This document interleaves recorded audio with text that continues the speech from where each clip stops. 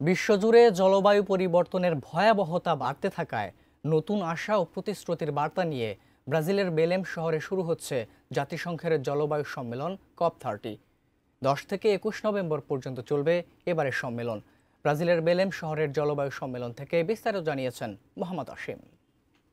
আশা আর প্রত্যাশা নিয়ে ব্রাজিলের যে স্থানীয় সময় রয়েছে, স্থানীয় সময় 10ই নভেম্বর শুরু হতে যাচ্ছে বিশ্ব জলবায়ু সম্মেলন অর্থাৎ COP30। এই সম্মেলনকে ঘিরে কিন্তু ইতিমধ্যেই ব্রাজিলে আসতে শুরু করেছে বিভিন্ন যে দেশের প্রতিনিধিরা, অর্থাৎ ক্ষতিগ্রস্ত যারা রয়েছেন তারা কিন্তু আসতে শুরু করেছেন বিভিন্ন দেশের যে সরকার প্রধানরা, তারা কিন্তু ইতিমধ্যেই ব্রাজিলের যে বেলেম শহর সেখানে কিন্তু আসতে শুরু করেছে। আর এই যে যে বিশ্ব জলবায়ু সম্মেলন, এই সম্মেলনকে ঘিরে কিন্তু আসলে তেমন একটা প্রত্যাশা দেখছেন না যারা বিশ্লেষকরা রয়েছেন তার কারণ হচ্ছে, তারা বলছেন যে পৃথিবী এমন এক ভয়াবহ জলবায়ু সংকটের মুখোমুখি, সেই সময় কিন্তু এই বিশ্ব জলবায়ু সম্মেলন অনুষ্ঠিত হতে যাচ্ছে। কারণ কোথাও কোথাও বিশ্বের ঘূর্ণিঝড়ের তাণ্ডব, কোথাও তীব্র খরা, কোথাও আবার পাহাড় ধস, অগ্নিকাণ্ডের ধ্বংস হচ্ছে জীববৈচিত্র্য। এর মধ্যে কিন্তু এই যে জলবায়ু সম্মেলন